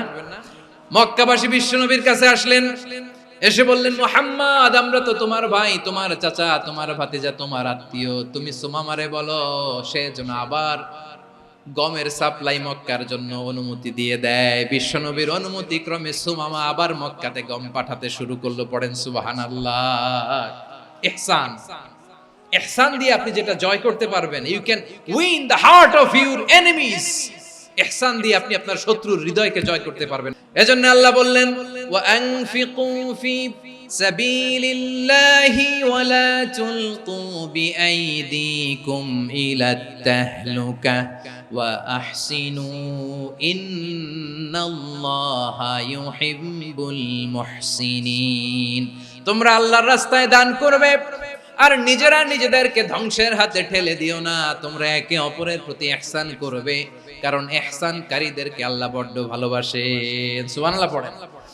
আবার সূরা রহমানে আল্লাহ বললেন, হাল জাযাউল ইহসানি ইল্লাল ইহসান ফাবিআইয়ি আলা, সবাই পড়েন, ফাবিআইয়ি আলাই রাব্বিকুমা তুকাযযিবান। ইহসানের প্রতিদান হিসেবে ইহসানি হয়। বিশ্বনবী সুমামার প্রতি যেমন ইহসান করেছেন, সুমামাও ঠিক তেমন ইহসান ফিরিয়ে দিয়েছে। ঠিক কিনা বলেন? তাহলে এক নম্বরে হচ্ছে আদ, ন্যায় বিচার। দুই নম্বরে সবাই বলেন ইহসান, সদাচরণ। ইহসান দুই ধরনের প্রিয় ভাইরা, ইহসান ফিল ইবাদা, ইহসান ফিল মুআমালা। ইহসান ফিল ইবাদা হচ্ছে একাগ্র অনুভবে ইবাদতে ডুব দেওয়া, এর নাম ইবাদতের ইহসান। সুবহানাল্লাহ পড়ুন। বিশ্বনবী বলেন, ইহসান মানে কি জানো নাকি? হাদিসে জিবরিলে সাইয়েদনা জিবরিল আলাইহিস সালাম বিশ্বনবীকে বললেন, আখবিরনি আনিল ইহসান। নবী আমাদেরকে বলেন ইহসান মানে কি? বিশ্বনবী বললেন, আনতা আবুদাল্লাহা কাআন্নাকা তারাহু ফাইন লাম তাকুন তারাহু ফাইন্নাহু ইয়ারাক। ইহসান মানে হলো এমন ভাবে তুমি আল্লাহর সামনে নিজেকে উজাড় করে ইবাদত করবে, তুমি ভাববে তুমি আল্লাহকে দেখতে পাচ্ছ। আর এটা যদি ভাবা তোমার জন্য কঠিন হয়ে যায়, অন্তত এতটুকু তুমি ভাববা যে আল্লাহ তোমাকে দেখতে পাচ্ছেন। ঠিক কিনা বলেন? ও আমার বীর চট্টলার ভাইয়েরা, কেউ যেটা দেখে না সেটা দেখে কে? এই বিশ্বাস হৃদয়ের মধ্যে আছে? নামাজে যখন দাঁড়ান এই ফিলিংসটা আনা যাবে? এসা পর্যন্ত যে আমরা হায়াত পাবো কোনো গ্যারান্টি আছে? সবাই আওয়াজ করে বলেন, গ্যারান্টি আছে? গ্যারান্টি নাই। এজন্য বিষ্ণু ইসলাম বলেছে, এমন ভাবে নামাজে দাঁড়াও, ইবাদত করো, মনে করো হতে পারে এটাই আমার জীবনের শেষ নামাজ। পারফর্ম দ্য সালাহ as if this is your last and final prayer. এমন ভাবে সালাতে দাঁড়াও, ভাবো হতে পারে এটাই তোমার জীবনের শেষ নামাজ। এমন ভাবে নামাজে দাঁড়াও, ভাবো এটাই শেষ নামাজ। তাহলে নামাজে একাগ্রতা বাড়ায় দিবে কে? ফলে ইবাদতের ইহসান আমাদের অর্জিত হবে। আর মুআমালাতে ইহসান হলো, বিশ্বনবী বলেন ইন্নাল্লাহা তাবারাকা ওয়া তাআলা কাতাবাল ইহসানা আলা কুল্লি শাই ফাইযা কাতালতুম ফাআহসিনুল কিতলা ওয়া ইযা যাবাহতুম ফাআহসিনুয যাবহা ওয়ালিয়ুহিদ্দা আহাদুকুম শাফরাতাহু ওয়ালিয়ুরিহ যাবিহাতাহু। ইহসান দুই ধরনের, আওয়াজ করে বলতে হবে কয় ধরনের? একটা হচ্ছে ইহসান ফিল ইবাদা, ইবাদতে ইহসান। ইবাদতে ইহসান কি? একাগ্র অনুভব দিয়ে ইবাদত করা, মন প্রাণ দিয়ে ইবাদত করা। আর মুআমালাতে ইহসান কি? সব কাজে, দৈনন্দিন কাজে, কর্মে, সামাজিক অ্যাক্টিভিটিতে কোমলতা প্রদর্শন করা, অনুগ্রহের সাথে সবকিছু করা। আল্লাহ তাআলা ইন্নাল্লাহা তাবারাকা ওয়া তাআলা কাতাবাল ইহসানা আলা কুল্লি শাই, তিনি সবকিছুর ব্যাপারে ইহসানকে আবশ্যক করেছেন। সবকিছু, মুমিনের সব কাজে ইহসানের পরশ থাকবে। ওয়া ইযা কাতালতুম ফাহসিনুল কিতলা, বিষ্ণুই বলেন তুমি যখন কাউকে হত্যা করো ইহসানের সাথে করো। সুবহানাল্লাহ পড়বেন না? যখন হত্যা করো তখনও ইহসানের সাথে। আচ্ছা, হত্যা করবো আবার ইহসান আসবে করতে, করে তো মেরেই ফেলবো আমি। আল্লাহ, ও ভাই একজন খুন করেছে, খুনি, রাষ্ট্রীয় আইনে তার শাস্তি হয়েছে ডেথ পেনাল্টি, মৃত্যুদণ্ড। এখন মৃত্যুদণ্ড দেখে আপনি যেমনি মন চায় তেমনি মারবেন লোকটারে? ওর নাক কেটে ফেলতে পারবেন? ওর কান কাটতে পারবেন? ওর চোখ উপড়ে ফেলতে পারবেন আপনি? যেমন মন চায় তার অঙ্গহানি করা যাবে না। ইহসানের সাথে তাকে হত্যা করো। সুবহানাল্লাহ, this is Islam, this is the true essence of Islam. ওয়া ইযা যাবাহতুম ফাহসিনু যাবহা, যখন জবাই করবে তখনও ইহসানের সাথে জবাই করো। করব জবাই, ওইখানেও নাকি ইহসান। আচ্ছা, কুরবানির দিন আমরা পশুগুলোরে কি করি বলেন সবাই আওয়াজ করে? জবাই। জবাই মানে তো এটার মেরেই ফেলতেছি, একটু পরে তো টুকরো টুকরো করে গোশতগুলো খাবো, এটা তো খাবো, এটা তো মেরেই ফেলবে। বিষ্ণু বলে না, জবাইয়ের মধ্যেও মুমিনের জবের ভেতরেও ইহসানের পরশ থাকা চাই। যখন জবাই করবে প্রাণীটাকে হাত পা টাইট করে বেঁধে নাও, ছুরিটাকে শার্পেন করে নাও, ধারালো করে নাও, যাতে অল্প সময়ে জবাইটা হয়ে যায়, প্রাণীটা যাতে কম কষ্ট পায়। সুবহানাল্লাহ পড়েন। দিস ইজ কল্ড ইহসান। আল্লাহ তাআলা যেমনি আদলের আদেশ করেছেন, ন্যায় বিচার, জাস্টিস এনশিওর করতে বলেছেন, সমাজে ইহসানের ব্যবহার, ইহসানের অনুশীলন তিনি করতে বলেছেন। এজন্য মুমিনের প্রতিটি কাজে, আমার চট্টগ্রামের ভাইরা আমার দিকে তাকান, খেয়াল করে শুনুন, মুমিন জীবনের প্রতিটি কাজে ইহসানের পরশ থাকা চাই। আমরা যেন আমাদের পরিবারের প্রতি ইহসান করি, আমরা যেন আমাদের কর্মচারীদের প্রতি ইহসান করি, আমরা যেন আমাদের কলিগদের প্রতি ইহসান করি, আমরা যেন আমাদের ভাইদের প্রতি ইহসান করি। মুমিন জীবনের প্রতি কাজে ইহসানের পরশ থাকার দরকার আছে না নাই? কথা বুঝতে পেরেছেন? তাহলে আল্লাহ তাআলার তিনটা আদেশ ছিল, কয়টা গেল? প্রথমে কি ছিল? আদল। দুই নম্বরে, তিন নম্বরে রব্বুল আলামিন বললেন ওয়া ইতাইদিল কুরবা, নিকটাত্মীয়দেরকে দান করো। নিকট আত্মীয়দেরকে দাও, যারা তোমাদের ব্লাড কানেকশনের আত্মীয় তাদেরকে তোমরা দাও। এখানে জেনারেলি বললেন দাও, কি দিব সেটা তিনি এখানে বলেন নাই, সেটা তিনি সূরাতুল ইসরার মধ্যে বলেছেন। আল্লাহ বলেন ওয়া আতিযাল কুরবা হাক্কাহ, নিকট আত্মীয়দেরকে তাদের অধিকার, তাদের প্রাপ্য তোমরা বুঝিয়ে দাও। দেখেন, একটা শান্তির সমাজ, একটা সমৃদ্ধ সমাজ, একটা মানবিক সমাজ গঠনের জন্য আল্লাহ তাআলা বেশি না, মাত্র তিনটা অর্ডার, তিনটা ভার্ডিক্ট তিনি জারি করেছেন। এক নাম্বার সুশাসন, ন্যায় বিচার। দুই নাম্বার ইহসান। তিন নাম্বার নিকটাত্মীয়, যারা কাছের, তোমার ভেরি ক্লোজ রিলেশনশিপে আছে, তাদেরকে দাও। দাও, দিলে বাড়িয়ে দেয় কে? অনেকে দিতে চায় না, কৃপণতা করে। দিলে বাড়ায় দেয় কে? ও মিয়া, মদিনার মধ্যে সবচাইতে গরিব সাহাবী ছিল বেলাল রাদিয়াল্লাহু তাআলা আনহু। ওনার এন্টায়ার অ্যাসেট, সম্পদের পরিমাণ কতদূর জানেন? একটা লুঙ্গি। বেলাল রাদিয়াল্লাহু তাআলা আনহু, ওনার টোটাল ওয়েলথের এস্টিমেশন হচ্ছে মাত্র একটা লুঙ্গি। একটা লুঙ্গি, টোটাল ওয়েলথ এস্টিমেশন, টোটাল সম্পদের পরিমাণ বেলাল রাদিয়াল্লাহু তাআলা আনহুর কি ছিল? ওই বেলাল রাদিয়াল্লাহু তাআলা আনহুকে বিষ্ণু ইসলাম বলেছেন আনফিক ইয়া বেলাল, ও বেলাল তুমিও দাও। ওয়ালা তাখশা মিন যিল আরশি ইখলালা, আরশের অধিপতির তো কোনো ঘাটতি নাই, তুমি দিলে ওই আল্লাহ তোমারে বাড়ায় দিবে। এজন্য আমার প্রিয় ভাইয়েরা, দিলে কমে না, দিলে বাড়ে। অনেকে ধরে রাখে, নতুন কিছু নিতে পারে না। হাত দিয়ে যেটা ধরে রেখেছেন এটা দিয়ে দেন, বড় একটা ধরার সুযোগ পাবেন। জোরে বলেন ঠিক কিনা? রব্বুল আলামিন বললেন ৩ নাম্বার আদেশ হলো তোমাদের প্রতি সমাজটারে কেমন করে মানবিক সমাজ, সুন্দর সমাজ গড়বা। ৩ নাম্বার আদেশ হলো ওয়াআতিদাল কুরবা হাক্কা, নিকটাত্মীয়দেরকে তাদের প্রাপ্য বুঝিয়ে দাও। এই নিকটাত্মীয়দেরকে তাদের অধিকার বুঝিয়ে দেওয়া, প্রাপ্য বুঝিয়ে দেওয়াতে আমাদের গাফলতি আছে না নাই? অনেকে দেখবেন অনেক আল্লাহওয়ালা, তাহাজ্জুদ গুজার, সেজদা দিতে দিতে কপালে কালো দাগ ফেলে দিছে, সে তার বোনের হকটা আদায় করে নাই। আছে না নাই? অনেক বড় হাজী সাহেব, বিশাল লম্বা দাড়ি, ছেলেরে সব দিয়ে দিছে, মেয়েরে কিছু দেয় নাই, মেয়ের হক আদায় করে নাই। আছে না নাই?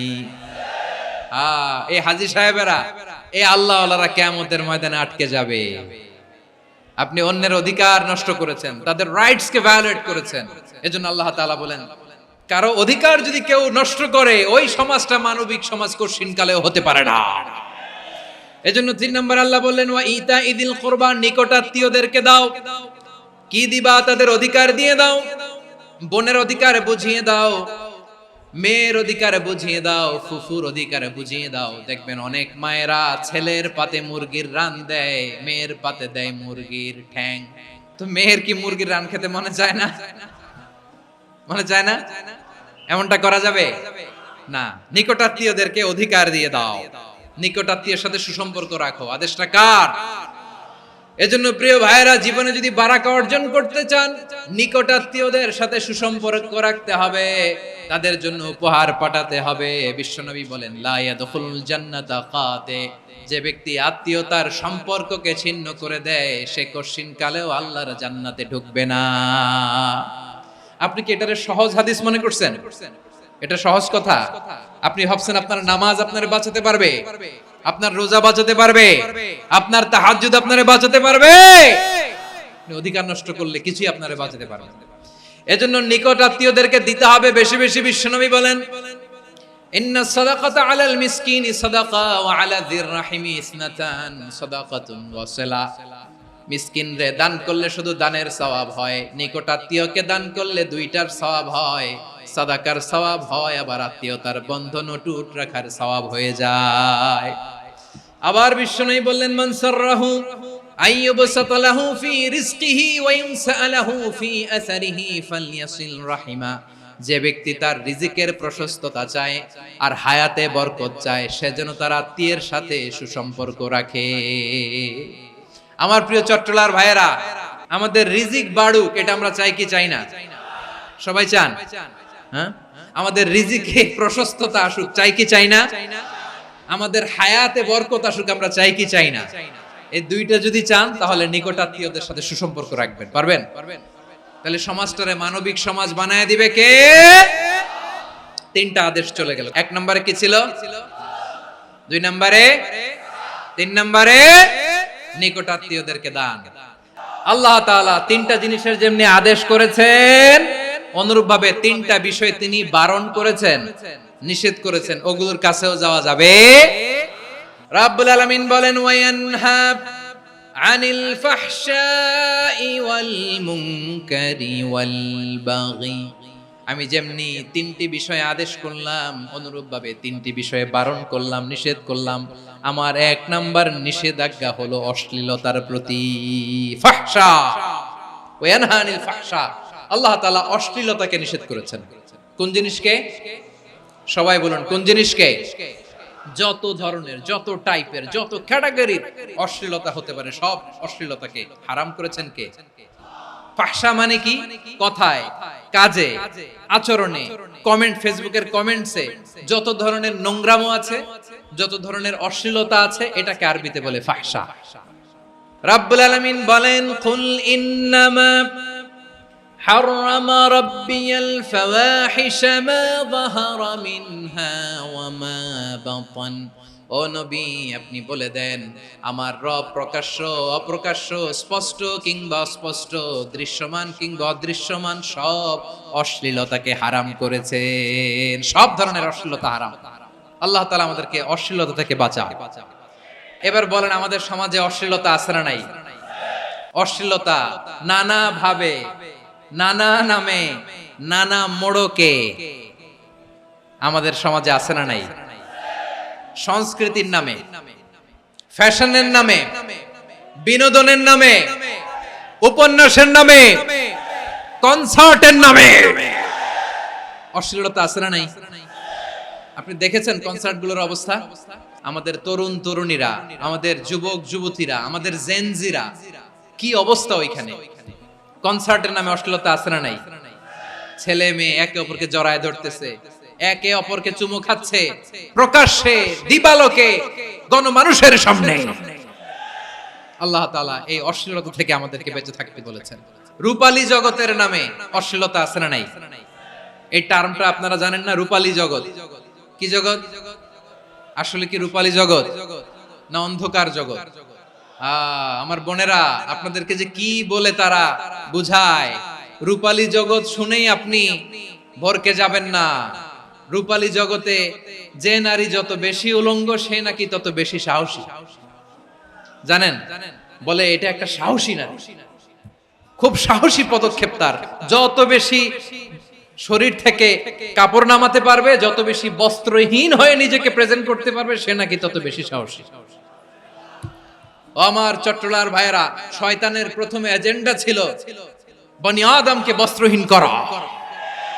সে আদম এবং হাওয়া আলাইহিস সালামকে নিষিদ্ধ গাছের ফল খাইয়ে তাদেরকে বস্ত্রহীন করেছে। এই জামিনেও সে আমাদেরকে বস্ত্রহীন করতে চাইবে। এই রূপালী জগতের নামে তারা এটা করে। আমার প্রিয় বোনেরা, আপনি জানেন না আপনার দাম কত? ওরা আপনাদেরকে বিজ্ঞাপনের সস্তা পণ্য বানাতে চায়। ওরা আপনাদেরকে ওদের ভোগের লিপসার টুলস বানাতে চায়। ওরা আপনাদেরকে দিয়ে ওদের খায়েশ পূরণ করতে চায়। এটা আপনাদের জন্য মোটেও ডিগনিটি নয়, এটা আপনাদের জন্য সম্মান নয়। আপনার সম্মান শালীনতায়, আপনার সম্মান হেজাবে, আপনার সম্মান ভদ্রতায়, আপনার সম্মান আপনার ডিসেন্ট পোশাকে। পোশাক বলে দেয় এই নারীটা ভদ্র না অভদ্র। পোশাক বলে দেয় এই মেয়েটা কোন ঘরের মেয়ে। আপনি জানেন না? আপনারা সস্তা পণ্য বানায়, ভোগের পণ্য, বিলবোর্ডে আপনাকে উলঙ্গ করে উপস্থাপন করে। এই অশ্লীলতার সাথে ইসলামের কোনো সম্পর্ক। এজন্য আল্লাহ বলেন, আমি অশ্লীলতাকে হারাম করেছি। অশ্লীলতাকে হারাম করার প্রথম কারণ হলো এর মাধ্যমে মানবতাকে অপমানিত করা হয়। কারণ মানুষের সম্মান মানুষের পোশাকে। মানুষ যখন পোশাকহীন হয়ে যায়, বস্ত্রহীন হয়ে যায়, তার সম্মান কমে যায়। ঠিক কিনা? অশ্লীলতাকে হারাম করার প্রথম কারণ হচ্ছে মানুষ মানুষকে অপমান করে। একটা নারী, সে তো সম্মানিত। নারী যে কত সম্মানিত, নারীর এটা বুঝেই নাই। বিশ্বনবী বলেন, আদ-দুনিয়া কুল্লুহা মাতা ওয়া খায়রু মাতা'আদ দুনিয়া আল মারআতুস সালিহা। আমার বোনেরা, 5টা প্যান্ডেলে আপনারা এলইডিতে আমার আলোচনা শুনছেন, আমি জানি।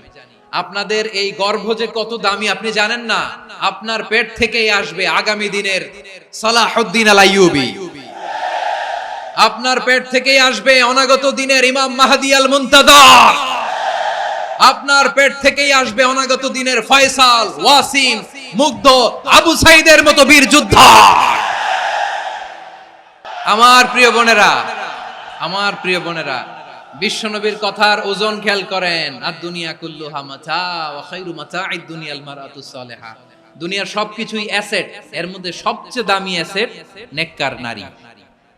আপনার গর্ভ যে কত দামি আপনি জানেন না। নিজের সময়টাকে কাজে লাগান, কোরআন পড়েন, সুন্নাহ পড়েন। আপনার অনেক দায়িত্ব ঘরে। You are the MD of your family. একটা family it's a very big institution. পরিবার একটা অনেক বড় প্রতিষ্ঠান। And you are the MD of your institution. আপনি এই পরিবারের MD, managing director of your family. এখানে আপনার কত দায়িত্ব। আপনি ছেলে মেয়েদেরকে তারবিয়া করবেন। আপনি আপনার স্বামীর জন্য ঘরটারে জান্নাতের নীর বানাবেন। আপনার জন্য জান্নাতের ডুপ্লেক্স বাড়ি ওইখানে তৈরি করে রাখবে কে? আপনি যে কত দামি আপনি জানেন না। নারীদেরকে আল্লাহ বানিয়েছেন উচ্চতর করে, নিম্নতর নয়। নারীদেরকে ছোট্ট জিনিস দিলে এটারে বড় করে দেয়। নারীদেরকে ভ্রূণ দিলে, শুক্রাণু দিলে নারী এটারে বাচ্চা হিসেবে উপহার দেয়। ঠিক কিনা? বিয়ের মাধ্যমে স্বামী যখন তার শুক্রাণু তার স্ত্রীকে উপহার দেয়, স্ত্রী রিটার্নে কি উপহার দেয়? ফুল ফর্ম বেবি, মানব সন্তান। দেখছেন, আপনি দিলেন একটু, উনি দিছে বিশাল।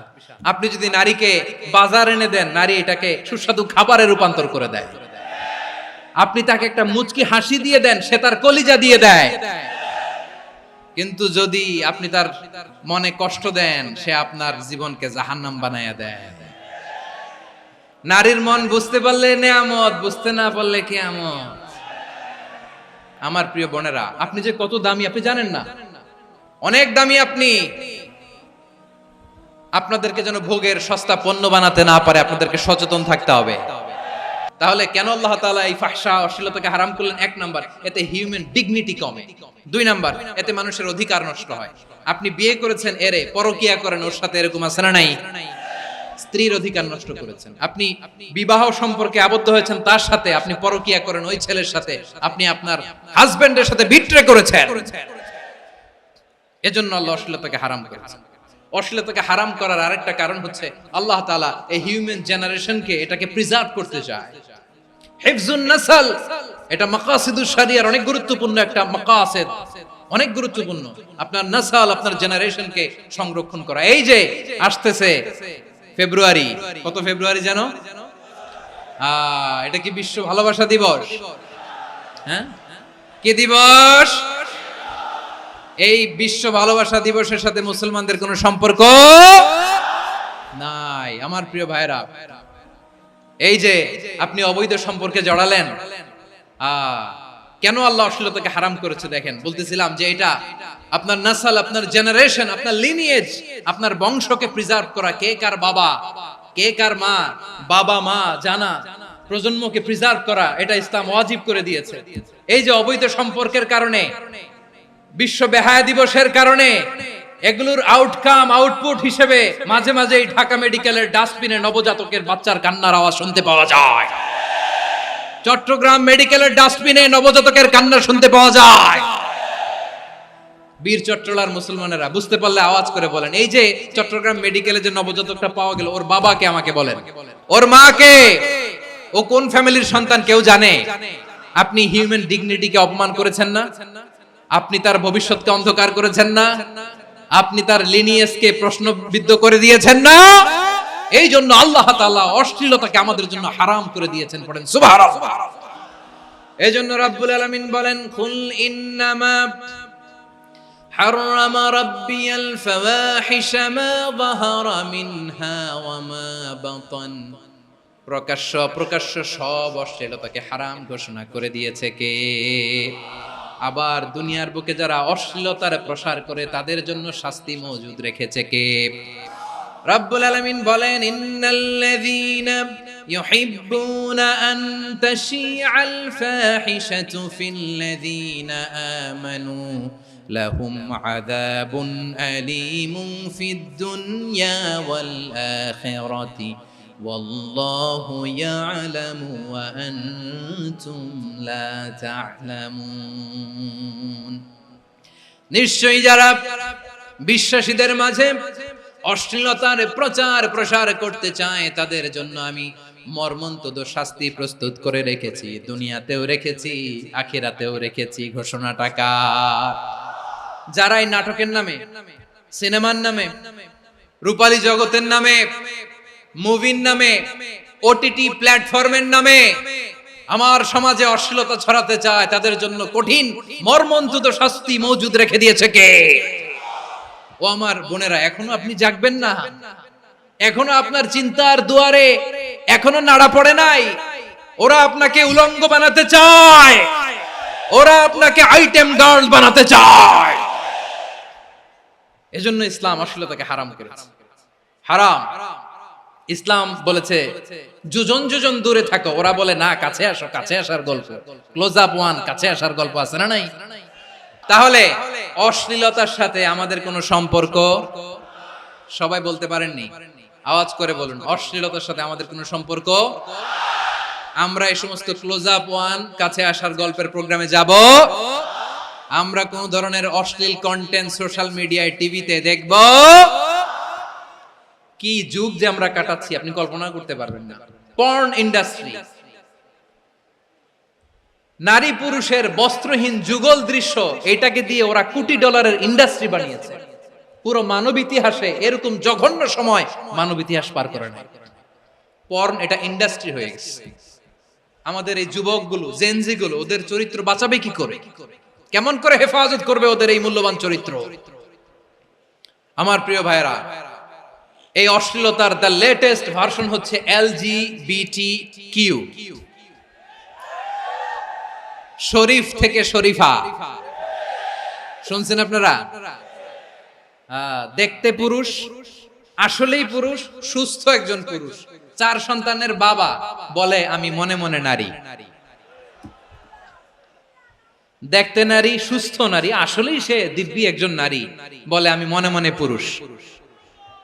সবচেয়ে ভয়ঙ্কর অশ্লীলতার সবচাইতে লেটেস্ট ভার্সন হচ্ছে এই ট্রান্সজেন্ডারিজম। সুস্থ পুরুষ তার বায়োলজিক্যাল গ্রোথকে হরমোন দিয়ে স্টপ করে দিয়ে সে সার্জারি করে নারী হতে চায়, সুস্থ নারী পুরুষ হতে চায়। পুরুষ পুরুষের প্রতি সেক্সুয়ালি আকর্ষণ বোধ করে, এটা লূত আলাইহিস সালামের কওমের মধ্যে ছিল। এটাকেও আল্লাহ কোরআনে ফাহিশা বলেছেন। ওয়ালুতান ইয قال لقومه أتأتون الفاحشة ما سبقكم بها من أحد من العالمين। লূত আলাইহিস সালাম বললেন, তোমরা কি এমন এক অশ্লীল কার্যক্রমে ডুব দিলে নাকি যেটা গোটা বিশ্বের কেউ কখনো করে নাই, তোমরাই প্রথম করেছো। পড়েন নাউযুবিল্লাহ। এই পশ্চিমের এই রোগ আমার দেশে যেন আসতে না পারে, আমাদের সজাগ থাকতে হবে। প্রিয় ভাইরা, চিল্লায় বলেন ঠিক কি না? পশ্চিমের অবস্থা ভয়ঙ্কর। পাশ্চাত্যে, আমি যুক্তরাষ্ট্রে ছিলাম অনেকদিন, কয়েক মাস, বিভিন্ন স্টেটে ঘুরেছি। গার্ডিয়ানরা উদ্বিগ্ন, ছেলে মেয়েদেরকে, ছোট্ট ছেলে মেয়ে, ওদেরকে জিজ্ঞেস করে, তুমি how do you feel right now inside yourself? তুমি ভিতরে ভিতরে কেমন ফিল করো? তোমার কি ছেলে ছেলে লাগে না মেয়ে মেয়ে লাগে? আচ্ছা বলেন, এই ছোট্ট বাচ্চাটা ওকে এগুলো জেন্ডার অ্যাসাইনমেন্ট বলতে এগুলো কিছু বুঝে? এইভাবে মিসগাইড করা হচ্ছে। কৌতূহল বশত ছোট্ট ছেলে যদি বলে আমার তো মেয়ে মেয়ে লাগে, তখন বলে যে না তুমি মেয়ে, ছেলে না। মা বাবা বাধা দিলে ওকে আলাদা গভর্নমেন্ট হাউসে নিয়ে যায়। ভয়ঙ্করতম অবস্থা। আমরা একটা সময় শুনতাম যে হুজুর আমার ছেলেটা খুব ভালো, হাফেজে কোরআন, আল্লাহওয়ালা। হুজুর আমার ছেলে দাড়ি রাখছে, আল্লাহওয়ালা। হুজুর আমার ছেলে 5 ওয়াক্ত সালাত জামাতের সাথে পড়ে, তার মানে আল্লাহওয়ালা। পশ্চিমে যে আমি কি শুনছি জানেন? ওরা বলে হুজুর আমার ছেলেটা ইউনিভার্সিটির একটা মেয়ের সাথে প্রেম করে, ও খুব আল্লাহওয়ালা, হুজুর দোয়া করবেন। এর কারণ ওদের কাছে আল্লাহওয়ালার ক্রাইটেরিয়া হচ্ছে হুজুর আমার ছেলেটা আরেক ছেলেরে পছন্দ করে নাই, আমার মেয়েটা আরেক মেয়েকে ভালোবাসে নাই, এজন্য আমার ছেলেটা আল্লাহওয়ালা, হুজুর ওর জন্য একটু দোয়া করে দিয়েন। কি চ্যালেঞ্জ ওরা ফেস করতেছে। ওনার ছেলে যে আরেক ছেলেরে বিয়ে করবে না, এটাতেই উনি খুশি যে আলহামদুলিল্লাহ আমার ছেলেটা একটা মেয়েরে ভালোবাসে, আমার মেয়েটা একটা ছেলেরে ভালোবাসে, মানে এটা খুব আল্লাহওয়ালা। নাউজুবিল্লাহ পড়তে পারলেন না? এজন্য অশ্লীলতার সাথে আমাদের কোন সম্পর্ক।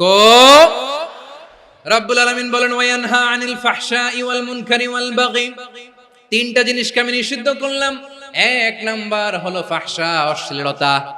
2 নম্বরে হলো মুনকার, সমস্ত মন্দ কাজ। মুনকার মানে হচ্ছে যত মন্দ কাজ, খারাপ কাজ, বাজে কাজ, এটার বলে মুনকার। এটার কি বলে? আপনারা পড়ছেন না তা'মুরুনা বিল মা'রুফি ওয়া তানহাউনা আনিল মুনকার। সৎ কাজের আদেশ, অসৎ কাজের নিষেধ। মুনকার, মুনকার হচ্ছে মানুষের স্বাভাবিক বিবেকবোধ যেটাকে খারাপ বলে, ওইটাই মুনকার। পৃথিবীর সব আসমানি গ্রন্থ যেটাকে খারাপ বলেছে, মানুষের স্বাভাবিক বিবেকবোধ যেটাকে খারাপ বলেছে, এগুলো সব মুনকার। যেমন ইফতিজিং, এটা কি ভালো না খারাপ?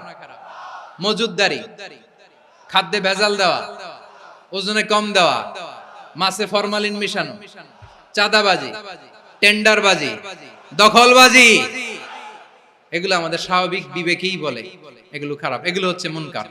আল্লাহ তাআলা এই মুনকার থেকে আমাদেরকে বেঁচে থাকতে বলেন, আর শয়তান এই মুনকারের প্রতি আমাদেরকে উদ্বুদ্ধ করে। আল্লাহ তাআলা বললেন ইয়া আইয়ুহাল্লাযীনা আমানু লা তাত্তাবিউ খুতুওয়াতিশ শাইতান ওয়া মান ইয়াত্তাবি' খুতুওয়াতিশ শাইতানি ফাইন্নাহু ইয়া'মুরু বিল ফাহশাই ওয়াল মুনকার। আল্লাহ বললেন, আমার গোলামেরা শোনো শোনো, ও আমার বিশ্বাসী বান্দারা খবরদার, তোমরা কশিনকালেও শয়তানের পদাঙ্ক অনুসরণ করবে না, কারণ শয়তান তোমাদেরকে অশ্লীলতা এবং মন্দ কাজের দিকে উদ্বুদ্ধ করে। আমাদের কাজ হচ্ছে শয়তান আমাদেরকে যেদিকে নিতে চায় আমরা তার উল্টা দিকে যাব। শয়তান এই মন্দ কাজকে আমাদের কাছে বিউটিফাই করে চাকচিক্যময় করে আমাদের সামনে উপস্থাপন করে। এজন্য আল্লাহ বলেন মুনকারকে থামাতে হবে, মুনকার প্রতিরোধ করতে হবে। মুনকার প্রতিরোধের দায়িত্ব শুধু আমাদের নাকি? শুধু আপনার খতিব সাহেবের, ইমাম সাহেবের, নাকি মুসলিম উম্মার সবার? আওয়াজ করে বলুন, মুনকার অসৎ কাজ প্রতিরোধের দায়িত্ব কার? রাব্বুল আলামিন বলেন, কুনতুম খায়রা উম্মাতিন উখরিজাত লিন-নাসি তা'মুরুনা বিল মা'রুফি ওয়া তানহাউনা আনিল মুনকার। তোমাদেরকে শ্রেষ্ঠ জাতি করে জমিনের মধ্যে আবির্ভূত করা হয়েছে, যাতে করে তোমরা জমিনের ভেতরে সৎ কাজের আদেশ করতে পারো আর অসৎ কাজের নিষেধ করতে পারো। উম্মাহ, কুনতুম খায়রা, তাহলে গোটা উম্মার দায়িত্ব। এটা বুঝতে পারছেন তো? আচ্ছা, আরো নিচে আসেন। এরপরে আল্লাহ বললেন, শুধু উম্মাহ না, এই জমিনের রাজত্ব আমি যাদের হাতে দেই, এই জমিনের মালিক আমি যাদেরকে বানিয়ে দেই, যাদেরকে আমি সরকারের দায়িত্ব দেই, তাদেরকেও মুনকার প্রতিরোধের দায়িত্ব দিয়েছে কে? আল্লাহ বলেন, যারা ক্ষমতার মসনদে বসেছে তাদেরকে 4 দফা কর্মসূচি আমি আল্লাহ দিলাম। আওয়াজ করে বলেন, কয় দফা? আল্লাহ বলেন, আল্লাযীনা ইম্মাক্কান্নাহুম ফিল আরদি আকামুস সালাতা ওয়া আতাউয যাকাতা ওয়া আমারু বিল মা'রুফি ওয়া নাহাউ আনিল মুনকার ওয়ালিল্লাহি আকিবাতুল উমুর। যারা এই জমিনের উত্তরাধিকার হয়েছে তারা 4 দফা কর্মসূচি নিয়ে সামনে আগাবা। সালাত কায়েম করবা, যাকাত আদায় করবা, সৎ কাজের আদেশ দিবা, অসৎ কাজ থেকে মুনকার প্রতিরোধ করবা। আদেশটা কার? আমার প্রিয় চট্টলার ভাইরা, পুরো উম্মার দায়িত্ব মুনকার প্রতিরোধ করা, সরকার প্রধানের দায়িত্ব মুনকার প্রতিরোধ করা। এরপর আল্লাহ বলেন, প্রতিটা ফ্যামিলির যিনি প্রধান সিইও বাবা, প্রত্যেক বাবারও দায়িত্ব এই মুনকার প্রতিরোধ করা। আওয়াজ করে বলেন ঠিক কি না? যেমনটি সাইয়েদনা লোকমান আলাইহিস সালাম ওনার কলিজার টুকরা সন্তানকে আদেশ করেছেন, ইয়া বুনাইয়া আকিমিস সালাতা ওয়া'মুর বিল মা'রুফি ওয়ানহা আনিল মুনকার। পড়েন সুবহানাল্লাহ। বাবা ছেলেকে সবক দিচ্ছে। লোকমান আলাইহিস সালাম ছেলেকে বলতেছে, ওরে আমার কলিজার টুকরা সন্তান, ওরে আমার বাছা, নামাজ কায়েম করবা, সৎ কাজের আদেশ দিবা, আর মুনকার প্রতিরোধ করবা, অসৎ কাজ, সমাজ থেকে খারাপ কাজকে ঝেঁটে বিদায় করে দিবা। তাহলে দেখেন, আমি স্টেপ বাই স্টেপ নামলাম। পুরা উম্মার দায়িত্ব, জমিনের উত্তরাধিকারী আল্লাহ যাদেরকে বানিয়েছেন সরকার, তাদের দায়িত্ব, প্রতিটি ফ্যামিলির প্রধানের দায়িত্ব। এরপরে বিশ্বনবী বলেন, সচেতন প্রতিটি মুসলিমের দায়িত্ব সমাজ থেকে মুনকারকে উৎখাত করা। বিশ্বনবী বলেছেন, মান রাআ মিনকুম মুনকারান ফালিয়ুগাইয়িরহু বিয়াদিহি ফাইন লাম ইয়াস্তাতি ফাবিলিসানিহি ওয়া ইন লাম ইয়াস্তাতি ফাবিকলবিহি ওয়া যালিকা আযআফুল ঈমান। সমাজে যে মুনকার দেখবে, খারাপ কাজ দেখবে, সেজন্য হাত দিয়ে সেটাকে থামায়। আমার প্রিয় ভাইরা, না থামালে আমরাই ডুববো শেষমেশ। আমাদের বাঁচার জন্য হলেও থামাইতে হবে। রব্বুল আলামিন বলেন, ওয়াত্তাকু ফিতনাতাল লা তুসিবান্নাল্লাযীনা যালামু মিনকুম খাসসা। ও আমার গোলামেরা, ওই আযাবকে ভয় করো যে আযাব যখন আমি জমিনের বুকে পাঠাই, শুধু জালেমদেরকেই মারি না, আলেমদেরকেও মারি।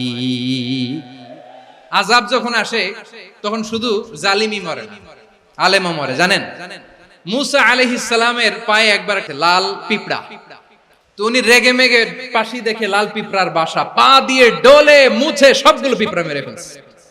এই ঘটনাটা আল্লাহ ঘটিয়েছেন। এজন্য মুসা আলাইহিস সালাম ছিলেন কালিমুল্লাহ, সরাসরি আল্লাহর সাথে কথা বলতেন। তিনি আল্লাহকে জিজ্ঞেস করেছিলেন, আল্লাহ তুমি যখন কোন জনপদে আযাব পাঠাও, শাস্তি দাও, ওখানকার শুধু জালেমরাই তো মরে না, ভালো মানুষগুলাও মরে, তো আযাব দিবা মুশরিকদের উপর দিবা, অবাধ্যদের উপর দিবা, ভালো মানুষগুলোরে মারো কেন? আল্লাহ বললেন মুসা, তোমার যে কামড় দিছিল পায়ের মধ্যে পিঁপড়া, কয়টা পিঁপড়া? একটা পিঁপড়া। তো সবগুলারে মারলা কেন? রেগে মেগে পুরো পিঁপড়ার বাসা ভেঙে ম্যাসাকার করলা কেন? আমি যখন অ্যাকশনে যাই, আমি যখন শাস্তি দেই, তখন এত বাস বিচার করা হয় না, বাস বিচার করা যায় না। যখন অ্যাকশনে যাওয়া হয়, ওইটা ডাইরেক্ট অ্যাকশন হয়ে যায়। চিল্লায় বলো ঠিক কি না? এজন্য আমাদের বাঁচার জন্য হলেও এই পাপ থামাতে হবে, এই শয়তানের অট্টহাসি থামাতে হবে, অন্যায় অপরাধ সমাজ থেকে আমাদের থামাতে হবে। কারণ আযাব আসলে ওরাও মরবে, আমরাও মরব। একটা জাহাজ 2 তলা, আপনি আছেন 2য় তলায়। নিচের তলার কিছু লোক জাহাজের তলা ছিদ্র করতে আরম্ভ করছে। কি ছিদ্র করতেছে? আচ্ছা, জাহাজের তলা ছিদ্র করলে তলা দিয়ে কি ঢুকে? এখন আপনি যদি বলেন আমার কি, আমি তো 2 তলায়, আমি তো ভালো আছি, ওরা ছিদ্র করে ওরা মরবে। আসলে কি শুধু ওরা মরবে? তলা দিয়ে যখন পানি ঢুকবে, জাহাজ ডুবলে আপনিও মরবেন। এজন্য নিজে মরার আগে ওই পাগলগুলোর নিচতলায় যে থামাতে হবে। চিল্লায় বলেন ঠিক কি না? এজন্য আল্লাহ বললেন মুনকার প্রতিরোধের দায়িত্ব সমাজের টপ টু বটম সবার। এজন্য মুনকার প্রতিরোধ করার দরকার আছে না নাই? সমাজে এই যে ইফটিজিং হয়, আপনার বোনের বয়সী একটা মেয়েকে কিছু বখাটে টিটকারি করে, এই বলে সেই বলে, নোংরা কথা বলে, রাস্তায় দেখেও আপনি পাশ দিয়ে না দেখার মতো চলে যান কেন? আপনি দাঁড়ান না কেন? আপনি দাঁড়ালেই তো থেমে যাবে, কারণ সত্যের যে শক্তি, তার সামনে মিথ্যা মুখ থুবড়ে পড়ে। আপনার সামনে ও কিছুই না, নাথিং। আপনি দাঁড়ান, ওকে প্রশ্ন করেন যে আমার বোনকে তুমি ডিস্টার্ব করো কেন? আপনাকে দেখে আরো 5 জন দাঁড়াবে, 5 জনকে দেখে আরো 10 জন দাঁড়াবে। আমাদের নীরবতা আর আমাদের নিশ্চুপ থাকাই জালিমদেরকে আরো শক্তিশালী জালিম বানিয়েছে। এজন্য মুনকার প্রতিরোধের দায়িত্ব আমাদের সবার।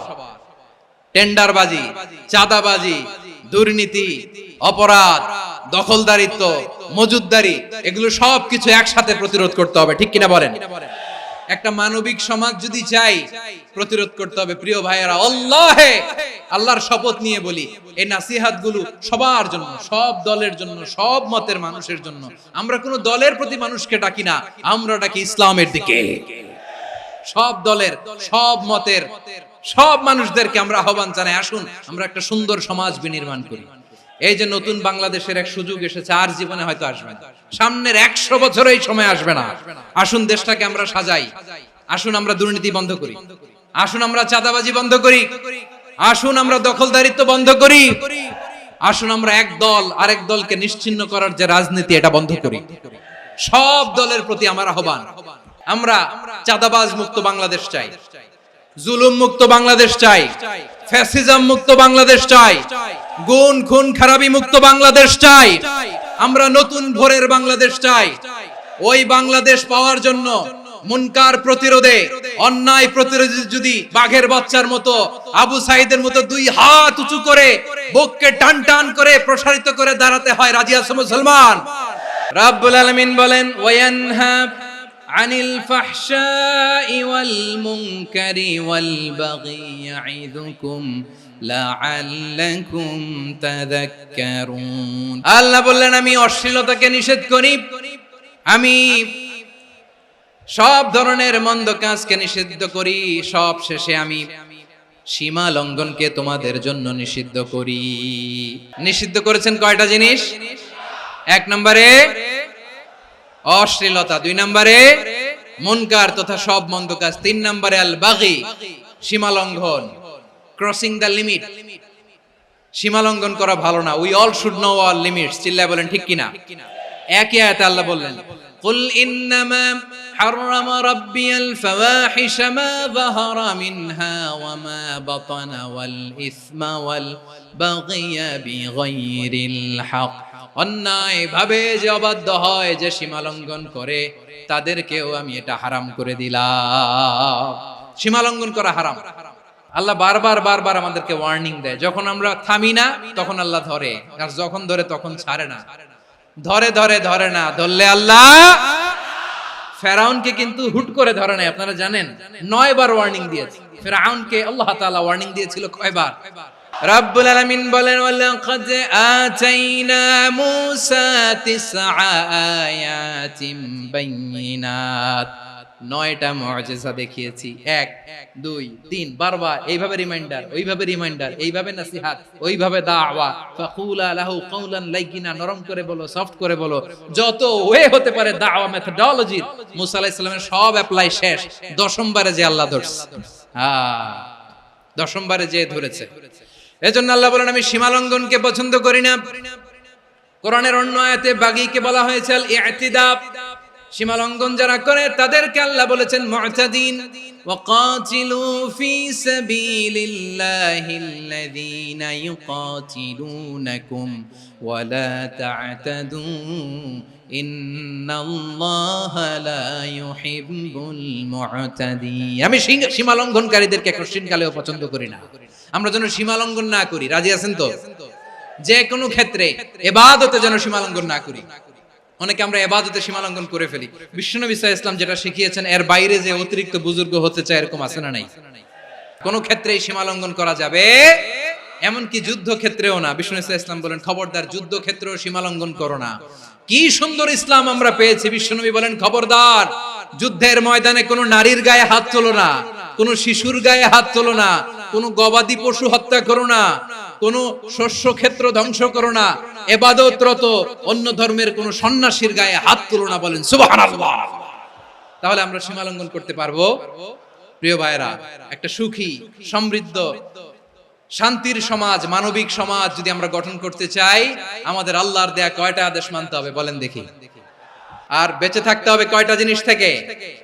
আল্লাহর আদেশ কি? 1 নাম্বার আদাল, ন্যায়পরায়ণতা। আমরা সুবিচার, সুশাসন, ন্যায় বিচার চাই কি চাই না? 2 নম্বরে কি ছিল? মাশাআল্লাহ, আমরা যেন সবার প্রতি দয়া পরবশ হই, ইহসান করি।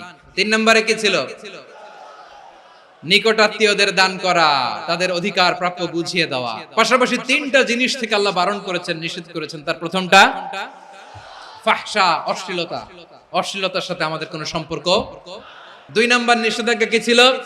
আল মুনকার, সমাজের যত মন্দ কাজ এগুলোকে আমরা প্রতিরোধ করব। রাজি আছেন তো সবাই? 3 নম্বরে আল বাগী, সীমালঙ্ঘন। কোন মুসলিম সীমালঙ্ঘন করে না। রাব্বুল আলামিন শেষে বললেন ইয়াইদুকুম লাআল্লাকুম তাযাক্কারুন, আল্লাহ তোমাদেরকে উপদেশ দেন যাতে তোমরা শিক্ষা গ্রহণ করো। আমরা উপদেশ দেব, আমরা জোর করে কাউরে কিছু মানাতে চাই না। লা ইকরাহা ফিদ্দিন ওয়াযাক্কির ফাইন্না যিকরা তানফাউল মুমিনিন। উপদেশ দিলে এটা মুমিনদের কাজে দেয়। লাস্তা আলাইহিম বিমুসাইতির ইন্নামা আনতা মুযাক্কির। নবী হে, আপনি রিমাইন্ডার দাতা, আপনি উপদেশ দিবেন। আমরাও বিশ্বনবীর এই হাদিসগুলো থেকে, কোরআনের আয়াত থেকে রিমাইন্ডার, এই কথামালা, বাণী বাহক হিসেবে এই বাণীগুলো আপনাদের সাথে কাছে পৌঁছে দিলাম। আমরা আল্লাহ তাআলার কাছে প্রার্থনা করি, আল্লাহ আমরা যেন আদল দিয়ে আমাদের সমাজকে গঠন করতে পারি। আল্লাহ আমরা যেন ইহসান করতে পারি, আমরা যেন নিকটাত্মীয়দের দান করতে পারি। আল্লাহ যত ধরনের অশ্লীলতা, অনাচার, মন্দ কাজ, সীমালঙ্ঘন, অবাধ্যতা থেকে যেন আমরা বেঁচে থাকতে পারি। আল্লাহ তাআলা আমাদের সবাইকে কথাগুলো বোঝার ও আমল করার তৌফিক দান করুক। হাযা মা ইনদি ওয়াল ইলমু ইনদাল্লাহ আলাইহি তাওয়াক্কালতু ওয়া ইলাইহি উনীব। সুবহানাকাল্লাহুম্মা বিহামদিকা আশহাদু আল্লা ইলাহা ইল্লা আনতা আস্তাগফিরুকা ওয়া আতুবু ইলাইক।